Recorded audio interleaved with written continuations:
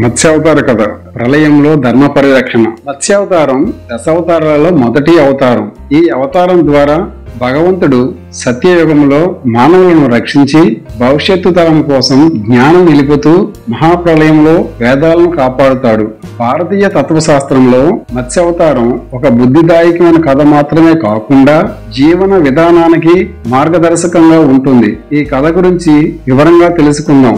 ఒకానొకప్పుడు బ్రహ్మదేవుడు సృష్టిని నిర్వహిస్తున్న సమయంలో అతను యోగ నిద్రలోకి వెళ్తాడు. ఇదే అవకాశంగా భావించిన హయగ్రీవ అనే భయంకర రాక్షసుడు స్వర్గంలోకి చొరబడి సమస్త వేదాలను అపహరిస్తాడు. ఆ వేదాలను తీసుకుపోయి సముద్ర గర్భంలో దాచిపెట్టాడు. సర్వంతర్యామి అయిన ఆ మహావిష్ణువు ఈ సృష్టిని ఎల్లవేళలా గమనిస్తూనే ఉంటాడు. ఈ విషయం తెలుసుకున్న ఆ మహావిష్ణువు వేదాలు లేకపోతే ఈ ప్రపంచంలో మనుగడ సాగదని భావించిన ఆ పరమాత్ముడు ఆ వేదాలను ఈ సృష్టిని కాపాడటానికి మత్స్యావతారం ఎత్తాలని సంకల్పిస్తాడు. అప్పట్లో ద్రవిడ దేశంలో సత్యవ్రతుడు అనే మహానుభావుడు రాజుగా ఉండేవాడు. అతను చాలా ధార్మికుడు, దయాసంపన్నుడు, భగవంతుని ఉపాసకుడు. ఒక రోజు సత్యవ్రతుడు శ్రీ మహావిష్ణువు దర్శనం కొరకు కృపమాలిక అనే నదీ తీరమున తపస్సు చేస్తూ ఆ నదిలో మహావిష్ణు కోసం తర్పణం చేస్తున్న సమయంలో తన చేతిలో ఒక చిన్న చేప పిల్లని చూస్తాడు. ఆ చేప పిల్లని నీటిలో వదిలివేయబోతాడు. ఇంతలో ఆ చేప పిల్ల ఎలా మాట్లాడుతుంది, రాజా నన్ను కాపాడండి, మీరు నన్ను ఈ నదిలో వేసినట్లయితే పెద్ద చేపలు నన్ను తినేస్తాయి, నన్ను మీరు ఎలాగైనా రక్షించండి అని ఆ రాజును వేడుకుంటుంది. చేప తనతో మాట్లాడడం చూసి చాలా ఆశ్చర్యపోతాడు. మానవత్వం కలిగిన రాజు ఆ చేప పిల్లను తీసి తన దగ్గర ఉన్న కమండలంలో వేస్తాడు. అది రోజు రోజుకి పెద్దదవుతుంది. అక్కడ తనకి తగినంత చోటు ఉండకపోవడంతో ఆ రాజుతో ఇలా అంటుంది, నాకు ఈ చోటు సరిపడటం లేదు, ఎక్కడికైనా మార్చండి అని చెబుతుంది. అది చూసి ఆ రాజు ఆ చేప పిల్లను తీసుకుని ఒక చెరువులో వేస్తాడు. ఇక్కడ కూడా పెద్దదవుతూ ఉంటుంది. రాజా, ఇక్కడ కూడా నాకు తగినంత చోటు లేదు, దయచేసి నన్ను మరింత ఎక్కువ నీరున్న చోటికి తీసుకువెళ్లి ఉంచండి అని చెబుతుంది. ఆ చేప చెప్పినట్లుగానే అక్కడి నుంచి సముద్రంలో వేస్తాడు. అక్కడ కూడా పెద్దదవుతూ ఉంటుంది.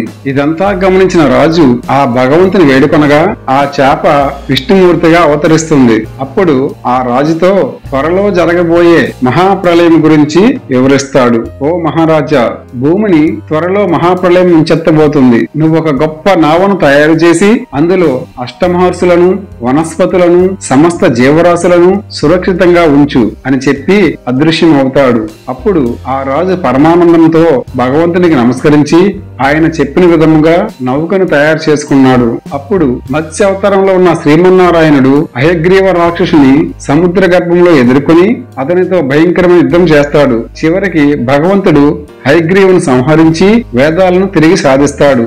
ఆ వేదాలను బ్రహ్మదేవునికి అందించి జగత్తు రక్షణకు నడిపిస్తాడు. అల్పకాలంలోనే మహాప్రళయం ప్రారంభమైంది. సమస్త భూమండలం జలమయమైంది. అష్టమహర్షులు, వనస్పతులు, జీవరాశులతో కూడిన ఆ నౌక ప్రవాహంలో కొట్టుకుపోతూ ఉండగా మహావిష్ణువు మత్స్య రూపంలో వచ్చి తన కొమ్మును నౌకకు కట్టి ప్రళయ జలాల్లో నడిపిస్తాడు. ఈ ప్రయాణంలో భగవంతుడు సత్యవ్రత మహారాజుకు ఆధ్యాత్మిక తత్వాలను బోధిస్తాడు. ఆ ఉపదేశమే మత్స్య పురాణంగా ప్రసిద్ధి చెందింది. ప్రళయం ముగిసిన తర్వాత భగవంతుడు సత్యవ్రత మహారాజును వైవస్వత మనువుగా అభిషేకించాడు. ఈ విశిష్ట మనువు భవిష్యత్తులో మానవ జాతికి మార్గదర్శకుడిగా మారాడు. ఈ విధంగా మత్స్యావతారం లోకానికి భగవంతుని కరుణను, జ్ఞాన పరిరక్షణను, ధర్మ పరిరక్షణను తెలియజేసే మహత్తరమైన కథ ఈ మత్స్యావతారం. మత్స్యావతారం జ్ఞాన పరిరక్షణకు ప్రతీకం. సత్యవ్రతుడి భక్తిని, ధర్మాన్ని నమ్మిన వ్యక్తి కనుక మనువుగా మారాడు. మత్స్యావతారం ద్వారా పరమాత్మ మనిషిని రక్షించడానికి ఏ రూపమైనా తీసుకోవచ్చని అర్థమవుతుంది. జ్ఞానాన్ని కాపాడుకోవాలి, ధర్మాన్ని నమ్మాలి, ప్రకృతితో అనుసంధానం కలిగి ఉండాలి అనే విషయాలు మనం నేర్చుకోవాలి. జై శ్రీమన్నారాయణ. ఇలాంటి మరెన్నో పురాణ గాథలు తెలుసుకోవాలంటే మా ఛానల్ కు సబ్స్క్రైబ్ చేసుకోండి. మీకు మా వీడియో నచ్చితే లైక్ చేయండి.